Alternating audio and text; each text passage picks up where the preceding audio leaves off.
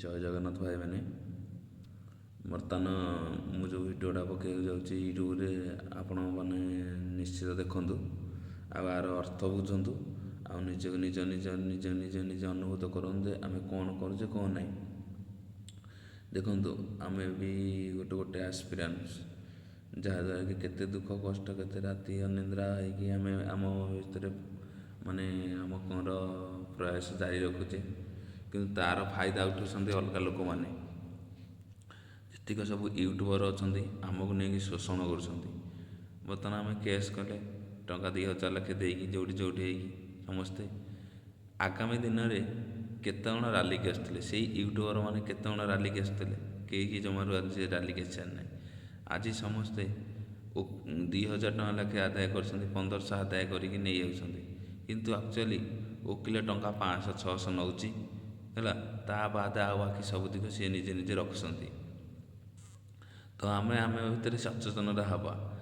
ଆଗାମୀ ଦିନକୁ ଯାହା ସବୁ ଆସିବ ରିକ୍ୱାରମେଣ୍ଟ, କି ଯେକୌଣସି ରିକ୍ୱାରମେଣ୍ଟ ଆସିବ, ଆମ ବିନା କେସ୍ ଆମ ଲଢ଼େଇ କରିବା। ତାପରେ ନହେଲେ ଆମ ଭିତରେ ଏକଜୁଟ ହେଇକି ଆମ ଭିତରେ କେସ୍ କରିବା। ଏଇ ଯେଉଁ ସବୁ ୟୁଟ୍ୟୁବର ମାନେ ମନ ଇଚ୍ଛା, ଆପଣ ନିଜେ ଗୋଟେ ଆନୁଆଲି ହିସାବ କରନ୍ତୁ। ଯଦି 200 ପିଲା 2,000 ଟଙ୍କା ଲେଖାଏଁ ଦେଲେ କେତେ ପଇସା ହେଲା? ଓକିଲ ଜମାରୁ ନେଉଛି 500-600 ଜଣକେ ନେଉଛି, ଗୋଟେ ପିଲାକେ ନେଉଛି, ଆଉ ବାକି ଏମିତି ଆଜିକା ଡେଟ୍ରେ ଏଇ କେସ୍ ବାବଦରେ 4-5 ଲକ୍ଷ ଟଙ୍କା ଲେଖାଏଁ ଇନକମ୍ କରିଦେଇଛନ୍ତି। ମୁଁ ଇଣ୍ଡିଭିଜୁଆଲ୍ କାହା ନାଁ କହୁନି, ସମସ୍ତେ ଜାଣିଥିବ 4-5 ଲକ୍ଷ ଟଙ୍କା ସବୁ ଇନକମ୍ କରିଦେଇଛନ୍ତି। ତ ବର୍ତ୍ତମାନ ସେମାନେ କିଏ? ସେମାନେ ଗୋଟେ ଆସ୍ପିରାନ୍ସ କି? ସେମାନେ କିଏ ନୁହନ୍ତି, କିନ୍ତୁ ଆମକୁ ଶୋଷଣ କରୁଛନ୍ତି। ସେମାନେ ଆମ କାନ୍ଧରେ ବନ୍ଧୁକ ଥୋଇ ଗୁଳି ଫୁଟାଉଛନ୍ତି, ନା ସିଏ ନେଉଛନ୍ତି, କିନ୍ତୁ ଅଯଥାରେ ଆମେ ସଫର ହେଉଛେ। ଆମେ ହିଁ ଆସ୍ପିରାନ୍ସ, ଆମେ ସବୁକିଛି, କିନ୍ତୁ ଦେଖିଲା ସେ ନା ସେମାନେ ନେଉଛନ୍ତି। ପଇସା ଆମଠୁ ଶୋଷିକି ନେଉଛନ୍ତି। ଆଜିକାଲି ଆମେ କେତେ କଷ୍ଟ କରିକି, କେତେ ରାତି ଅନିଦ୍ରା ହେଇକି କେତେ କ'ଣ କରୁଛେ, କିନ୍ତୁ ସିଏ ଆସିବେ, ପଇସା ନେଇଯିବେ ଆମଠୁ। କିନ୍ତୁ ଭାଇ ଆମେ କ'ଣ କୋର୍ଟ ଦେଖିନେ କି? ଆମେ କେଉଁ ଓକିଲକୁ ଜାଣିନେ? ଆମେ ସବୁ ଜାଣିଛେ, ସବୁ କରିପାରିବା, କିନ୍ତୁ ତଥାପି ଆମେମାନେ ଏତେ ଓଲା, ଏତେ ଆସ୍ପିରାନ୍ସ ହେଇକି ବି ଆମେ ତାକରି ବୋଲରେ ବଢ଼ୁଛେ।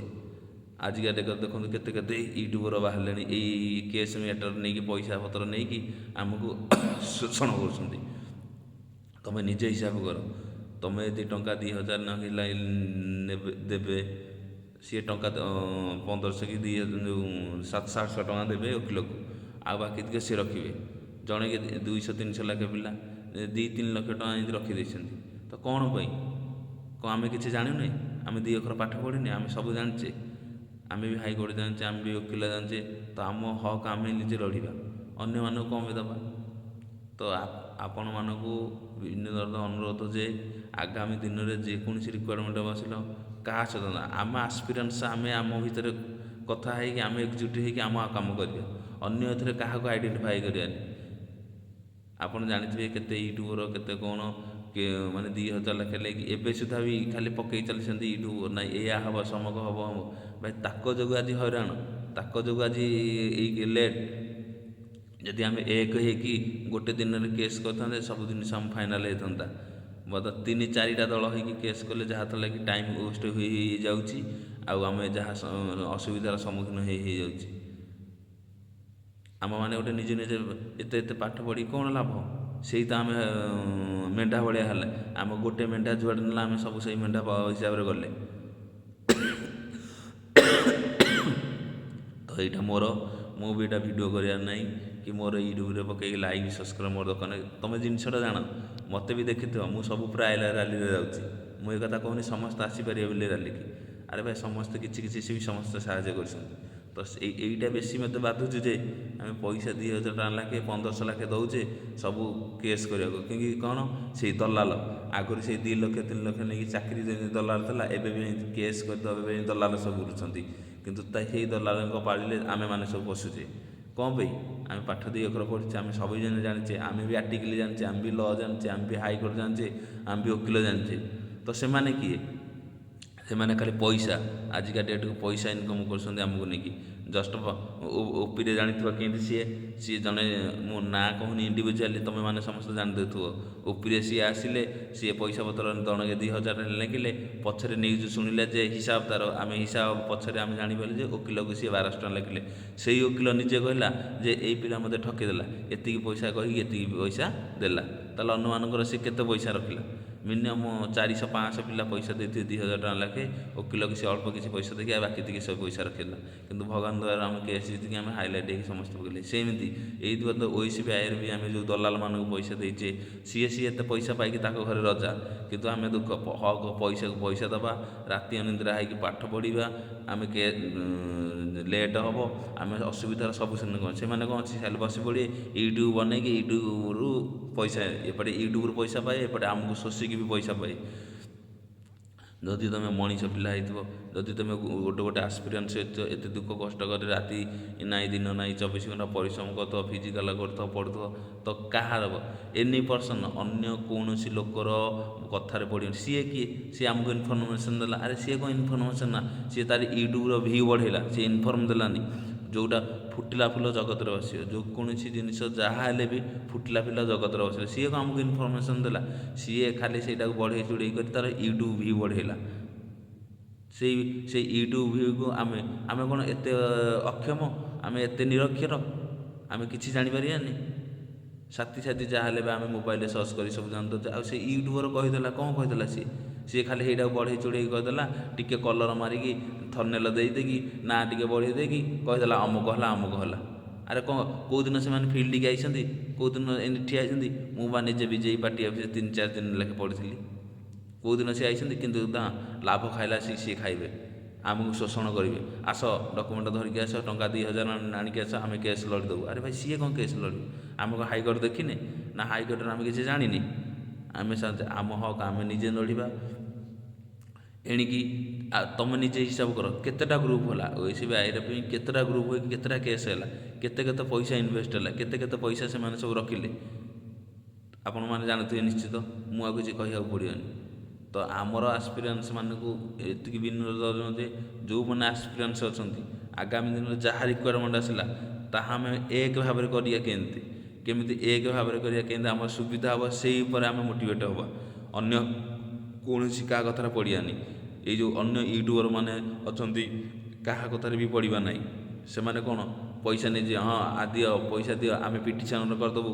ମେନ୍ ହେଲା ପଇସା। ଆଜିକା ଡେଟ୍ରୁ ସମସ୍ତେ ପଇସା, 4 ଲକ୍ଷ 3 ଲକ୍ଷ 2 ଲକ୍ଷ ଲେଖାଏଁ ପଇସା ସବୁ ଲାଭ ପାଇଛନ୍ତି। ଏଇ OACBIରେ 2-3 ଲକ୍ଷ ଲେଖାଏଁ ଲାଭ ପାଇଛନ୍ତି। କ'ଣ ପାଇଁ? ସେମାନେ କ'ଣ ପାଇଁ? ବିନା ମୂଲ୍ୟରେ ଖାଲି ବସିକି କରିଦେବେ ସେ ପିଟିସନ୍। ଆମେ କ'ଣ ଜାଣିନେ? ଆମେ ଲେଖିପାରୁନେ? ଆମେ ଜାଣିପାରୁନେ? ଆମେ ହାଇକୋର୍ଟ ଦେଖିନେ? ଓକିଲ ଦେଖିନେ? କିନ୍ତୁ ଆମେ କ'ଣ ହେବ? ଆମେ ହେଲା ମେଣ୍ଢା। ଆମଠୁ ମେଣ୍ଢା ଉଲ୍ଲା, ଆମଠୁ ଆଉ କିଛି ନାହିଁ। ଆରେ ଭାଇ ଆମେ ପୁଣି ଏଥିରେ ପୁଣି ଗୋଟେ ଗଭର୍ଣ୍ଣମେଣ୍ଟ ଜବ୍ ସବୁ କରିବା। ଯାହା ଆମେ କ'ଣ ଗଭର୍ଣ୍ଣମେଣ୍ଟ ଜବ୍ କରିବା? ଆମର ତ ଗଭର୍ଣ୍ଣମେଣ୍ଟ ଜବ୍ ହେବନି। ଆମେ ତ ମେଣ୍ଢା, ଯିଏ ଯାହା କହିଲା ତା ପଛେ ଆମେ ଗୋଡ଼େଇବା।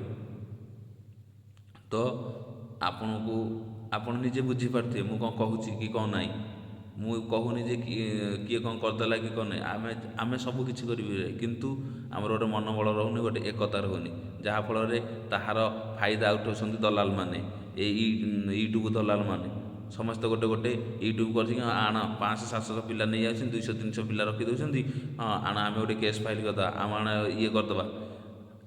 ଗୋଟେ ରିଅଲ୍ କଥା କହୁଛି, ଆମେ ଏବେ ଯେଉଁ ଡ୍ରାଇଭର ଆଉ PMT କେସ୍ କରୁଛୁ, ଯେଉଁ ବାହାରି ସାର୍ଙ୍କ ପାଖରେ, ସେ ବାହାରି ସାର୍ ମୋତେ କହିଲେ ଯେ ତୁମେ କେସ୍ କରିବାକୁ ଆଇଛ, ହରେ ୟଙ୍ଗ ଜେନେରେସନ୍ ଯଦି ଗୋଟେ ପଟୁ ବାଡ଼େଇବ ସବୁ କେସ୍ ଫାଇନାଲ୍ ହେଇଯିବ। ତୁମେ ଏଠି ପଇସା ଦେଇକି କେସ୍ କରିବାକୁ ଆଇଛ, ତୁମଠୁ ଆଉ ଉଲ୍ଲା କିଏ ନାହାନ୍ତି। ବାଂଲାଦେଶଠୁ କ'ଣ ଶିଖିଲ? ବିହାରଠୁ କ'ଣ ଶିଖିଲ? ସେମାନଙ୍କୁ କ'ଣ ଜେଲ୍ ହେଇଗଲା? ଆରେ ତୁମକୁ କେଉଁମାନେ ଜେଲ୍ କରିବେ? ସିଏ କହିଲେ ଆମେ କଳା କୋଟ୍ ପିନ୍ଧିଛୁ, ଆମେ ପଇସା ନେବାକୁ ବଇଛୁ, ଆମକୁ ପଇସା ପିତା ଲାଗିବନି। କିନ୍ତୁ ତୁମେ ବା ୟଙ୍ଗ ଜେନେରେସନ୍, ତୁମେ ବା ରାଲି କଲେ ଫଟ୍ କି ନେଇ ସବୁ ଜିନିଷ ହେଇଯିବ, ସାଥି ରେଜଲ୍ଟ ଫଟାଫଟ ହେବ, ଆଉ ତୁମେ କେସ୍ କରିବାକୁ ଯାଇଛ। ପଇସା ଅଛି ତୁମର, ଆଉ ଗରିବ କହୁଛ ଏପଟେ ଗରିବ, ଦେଖିଲା ସେ ପଇସା ନା, ଆକ୍ଚୁଆଲି ତୁମେ ଧନୀ। ତୁମେମାନେ ହିଁ ଦଲାଲମାନଙ୍କୁ ପୋଷୁଛ, ତୁମେମାନେ ହିଁ ଆମକୁ ପୋଷୁଛ। ଆମର ବି ଏଥିରେ ଇଣ୍ଟରେଷ୍ଟ ନାହିଁ ଏଇ ଜିନିଷ ନେବାକୁ। ତୁମର ଏଇ ୟଙ୍ଗ ଜେନେରେସନ୍, ତୁମେ ଯାହା ଚାହିଁବ ସେୟା କରିପାରିବ। ତ ଆଉ ଆପଣମାନେ ଭଲ ଭାବରେ ବୁଝିପାରୁଥିବେ। ମୁଁ କ'ଣ କହୁଛି କ'ଣ ନାହିଁ। ଆରେ ଭାଇ ମୁଁ ଓପିରେ 2,000 ଟଙ୍କା ଦେଇଥିଲି, OCBIରେ ବି 2,000 ଟଙ୍କା ଦେଲି, PMT ପାଇଁ ଦେଲି 1,500, 5,500 ଦେଲି, ଚାକିରି ଖଣ୍ଡ ପାଇଁ 5,500 ଦେଲି। କିନ୍ତୁ ନା ଲାଗି ସେଇ ପଇସାରେ ସେଇ ଦଲାଲ ମାନେ ରହିଲେ, ସେମାନେ 3 ଲକ୍ଷ 4 ଲକ୍ଷ ଟଙ୍କା ଲେଖେ ଦେଲେ। ଆପଣମାନେ ଜାଣିଥିବେ କିଏ ପଇସା ଏଥିରୁ ପାଉଛି, ଆମେ ପାଉଛୁ ନା ସେମାନେ ପାଉଛନ୍ତି? ତ ଲସ୍ କାହାର ହେଉଛି, ଆମର ହେଉଛି ନା ତାଙ୍କର ହେଉଛି? ସେମାନେ କିଛି ନାହିଁ, ଖାଲି ସେ ୟୁଟ୍ୟୁବ୍ ବନେଇଦେବେ, ଆଣ ଆଉ ପଇସା 2,000 ଟଙ୍କା ଧରିକି ଆସ ଆଉ କେସ୍ କରିଦେବା ବାସ୍। ତୁମର ଯଦି ଠିକ୍ ମଣିଷ ଭଣିଆ ହେଇଥିବ, ବର୍ତ୍ତମାନ ଦେଖନ୍ତୁ ମୁଁ ଭୋର 4ଟାରେ ଏଇ ଭିଡ଼ିଓ ବନାଉଛି, ଯଦି ମଣିଷ ଭଣିଆ ହେଇଥିବ, ମଣିଷ ଭଣିଆରେ ଜାଣିଥିବ, ତାହେଲେ ନିଶ୍ଚିତ ଚେଞ୍ଜ ହେବ। ଆଉ ଆର ନିଶ୍ଚିତ ପ୍ରତିବାଦରେ ତୁମେ ଦେବ। ସମସ୍ତେ ଯେତିକ ଯାହା ପାଖରେ ସବୁ କରିଛ କେସ୍ ବାସ, ତାଙ୍କୁ ସବୁ ହିସାବ ମାଗ। ଭାଇ ଆମ ହିସାବ, ଯଦି କୌଣସି ବ୍ୟକ୍ତି ତୁମକୁ ହିସାବ ଦେଇଦେଲା ତାହେଲେ ମୁଁ ନଣ୍ଡା ହେଇକି ବୁଲିବି, କିନ୍ତୁ କୌଣସି ବ୍ୟକ୍ତି ତୁମକୁ ହିସାବ ଦେବନି, କାହିଁକିନା ସେ ଲାଭରେ ଅଛି, ସେ ହିସାବ ଦେବନି। ତୁମେ ବି କହିବ ହଁ କେସ୍ ଲଢ଼ିଲେ ଆମେ ତ ଫାଇଦାରେ, କେସ୍ ଲଢ଼ିଲା ମାନେ ସମସ୍ତେ ଫାଇଦା ପାଇବେ। 5 ଜଣ ଲଢ଼ିଲେ ବି ଫାଇଦା ପାଇବେ, 2 ଜଣ ଲଢ଼ିଲେ ବି ଫାଇଦା ପାଇବେ। କିନ୍ତୁ ଆମ ଏକଗତ, ଆମେ କେସ୍ କମିକି ଆମ ଏକଗତ, ଆମ ହକ ଯାହା ଟିକିଲି ଅଛି, ଯାହା ଅନୁସାରେ ଅଛି, ଆମେ ତାହା ପାଇବାକୁ ପ୍ରାପ୍ୟ। ସେମାନେ କ'ଣ ଘରୁ ଦେଇଦେଲେ? ନା, ଆମକୁ ଶୋଷଣ କଲେ, ଆମରି ପଇସାରେ ଖାଇଲେ, ଆମରି ପଇସାରେ ରହିଲେ, ଆମରି ପଇସାରେ କଟକରେ ଘର ଭଡ଼ା, ଆମ ରୁମ୍ ଭଡ଼ା ନେଲେ, ଆମରି ପଇସାରେ ରହିଲେ, ଆମରି ପଇସାରେ ଖାଇଲେ। ତା ବାଦ ବି ଲାଭ ତାଙ୍କର 2-3 ଲକ୍ଷ ଟଙ୍କା ଲାଭ, 4 ଲକ୍ଷ 5 ଲକ୍ଷ ଲାଭ। ତୁମେ ନିଜେ ହିସାବ କର, 2,000 ଟଙ୍କା ଲେଖେ ଦେଲେ 200-300 ପିଲା, କେତେ ଲାଭ ହେଲାଣି? ଆସ ଇଏ ଗୋଟେ ଗ୍ରୁପ୍ କରିକି କେସ୍ କରି, ଇଏ ଗୋଟେ ଯଦି ଠିକ୍ ତୁମେ ମଣିଷ ଭଣିଆ ହେଇଥିବ, ମଣିଷ ପିଲା ହେଇଥିବ, ଯାହା ପାଖରେ କେସ୍ କରିଛ ସମସ୍ତେ ତୁମେ ହିସାବ ମାଗିବ, ଭାଇ ଦେଖି ହିସାବ ଦେଲ। କିନ୍ତୁ ସେମାନେ କେହି ବି ହିସାବ ଦେବେନି, କାହିଁକିନା ସେମାନେ ଲାଭରେ ଅଛନ୍ତି, ହିସାବ ଦେବେ କ'ଣ? ଆଉ ଆମେ ମେଣ୍ଢା, ଆମେ ମୂର୍ଖ, ଆମେ କ'ଣ ଜାଣିପାରିବା? ଆମେ କିଛି ଜାଣୁନି, ଆମଠୁ ମୂର୍ଖ ଆଉ କେହି ନାହାନ୍ତି। ତ ମୁଁ ବେଶୀ କିଛି କହୁନି କି ମୋ ଭିଡ଼ିଓ, ଖାଲି ମୋ ଭିଡ଼ିଓକୁ ଦେଖ, ମୁଁ କହୁନି ଲାଇଭ୍ ସବସ୍କ୍ରାଇବ୍, ଯିଏ ବି ଗୋଟେ ଯାହାର ସ୍ୱାର୍ଥ ନହେଲେ ସେ କେବେ କନି ଏଇ ଜିନିଷ କହିବେ, କିନ୍ତୁ କହିବେ ଲାଷ୍ଟକୁ ମୋ ଭିଡ଼ିଓକୁ ଟିକେ ଲାଇକ୍ କରିଦିଅ, ସବସ୍କ୍ରାଇବ୍ କରି ଗୋଟେ ଭିଉ ବଢ଼େଇଦିଅ। ଆରେ ତୁମର ଯଦି ଅଛି ତୁମେ ଯାଉନ ବଣ ଜଙ୍ଗଲ କି ତୁମେ ଅନ୍ୟ କ'ଣ ଭିଡ଼ିଓ ବନ, ଆମମାନଙ୍କୁ ନେଇ କ'ଣ ଭିଡ଼ିଓ ବନ, କ'ଣ ଇନଫର୍ମେସନ୍, କିଛି ଇନଫର୍ମେସନ୍ ଦେଉନ।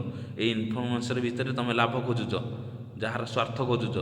ଯିଏ ଯଦି ସାହାଯ୍ୟ କରି ସେ ସ୍ୱାର୍ଥର ମୂଲ୍ୟ କେବେ ପାଏନି। ତୁମେ କିନ୍ତୁ ସାହାଯ୍ୟ କରୁଛ, ତା ବାଦ ମୂଲ୍ୟ ମାଗୁଛ, ତାହେଲେ ଏ ସାହାଯ୍ୟର ମୂଲ୍ୟ କ'ଣ ରହିଲା? ତୁମ ଧିକ୍, ତୁମ କୁକୁର ଜନ୍ମ। ଆରେ ଭଗବାନ କରନ୍ତୁ, ଏଇ ଜଗନ୍ନାଥ ମୋ ପାଖରେ ମୋର ଏତିକି ପର୍ଯ୍ୟନ୍ତ, ତୁମେମାନେ ଯେମିତି ଆମକୁ ହଇରାଣ କରୁଛ, ଏଇ ୟୁଟ୍ୟୁବର ମାନେ ଯେମିତି ତୁମେମାନେ ଆମକୁ ହଇରାଣ କରୁଛ, ତୁମେ ନିଶ୍ଚିତ ନର୍କ ଯନ୍ତ୍ରଣାରେ ପଡ଼ିବ। ଏଇଆ ହିଁ ମୋର ଅଭିଶାପ।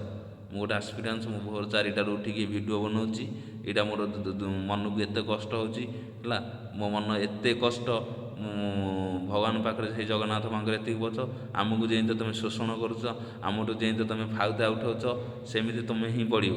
এই ଜଗନ୍ନାଥ ଦେଖୁଛନ୍ତି, ମୁଁ ଭୋର 4ଟାରେ ମିଳୁଛି, ଆମେ ଯେତେକ ହାଡ଼ ଭଙ୍ଗା କଷ୍ଟରେ ଆମେ ପଇସା ଦେଇଛୁ, ତା'ର ହିସାବ, ତା'ର କିଛି ଦେଉନ, ତୁମେ ରହୁଛ ମନ ଇଚ୍ଛା।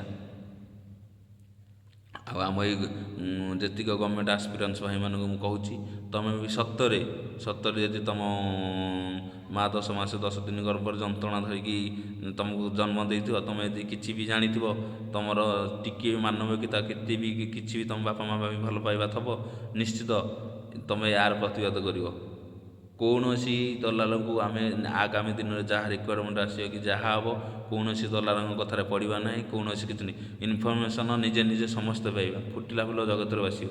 ଆଉ ଇନଫର୍ମେସନ୍ ସେମାନେ କ'ଣ ଦେବେ? ଇନଫର୍ମେସନ୍ ଦେଲାବେଳେ ବି କହୁଛନ୍ତି, ଏଇ ଯିଏ ଦେଖୁଛ ଏଇ ଭିଡ଼ିଓଟାକୁ ଟିକେ ଲାଇକ୍ କର, ସବସ୍କ୍ରାଇବ୍ କର, ଇଏ କର।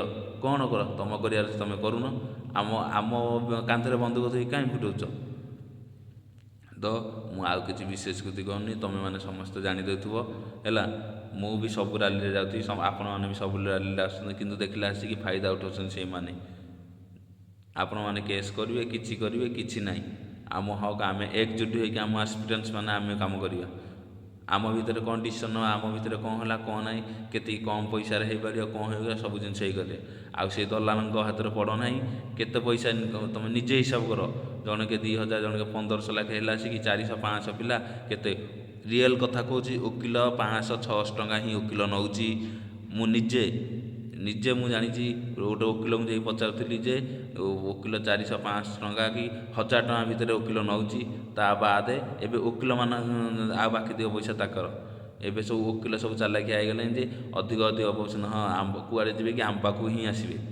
ସିଏ ବି ଏବେ ଡିମାଣ୍ଡ ବଢ଼େଇ ସାରିଲେଣି।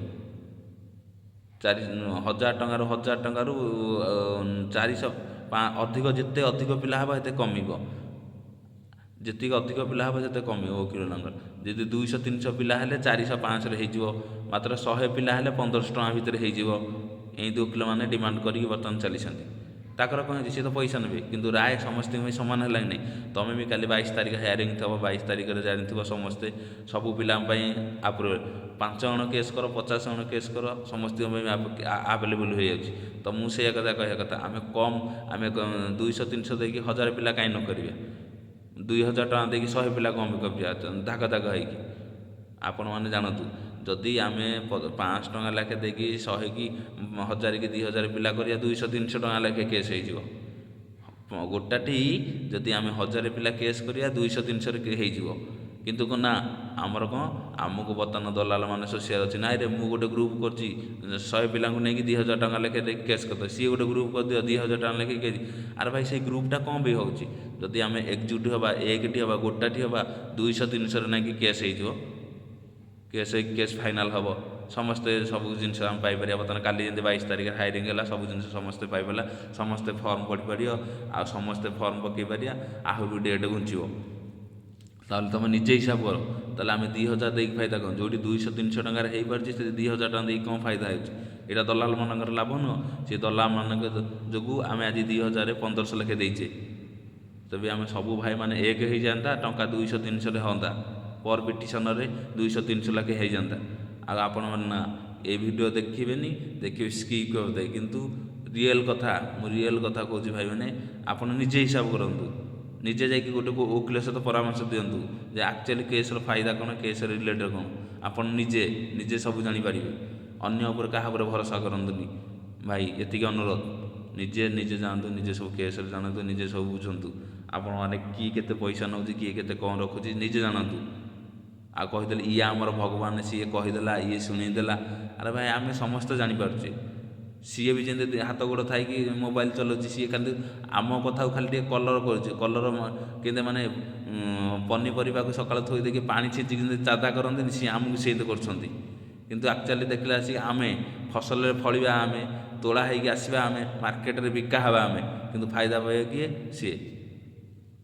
ତ ମୁଁ ଆଉ ବିଶେଷ କିଛି କହୁନି, ଆପଣମାନେ ନିଶ୍ଚିତ ଜାଣିଦେଇଥିବେ, ନିଶ୍ଚିତ ଶୁଣିଦେଇଥିବେ କ'ଣ ହେଇଛି କ'ଣ ନାହିଁ। ସମସ୍ତେ OACB IRBରେ ସମସ୍ତେ ପକାଇ ପାରିବେ, ଆହୁରି ବି ଡେଟ୍ ଏକ୍ସଟେଣ୍ଡ ହେବ।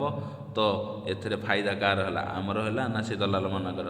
ମୁଁ ଗୋଟିଏ ଅନୁରୋଧ କରୁଛି, ଦଲାଲିମାନଙ୍କଠୁ ଦୂରେଇ ରହ। ଆଉ ଯେଉଁ ଦଲାଲିମାନଙ୍କଠୁ ଆପଣ କହିଛନ୍ତି, ଆପଣ ହିସାବ ମାଗନ୍ତୁ ଯେ ଆମର ଏଇ ଜିନିଷଟା ହେଲା, ଏଇ ଜିନିଷ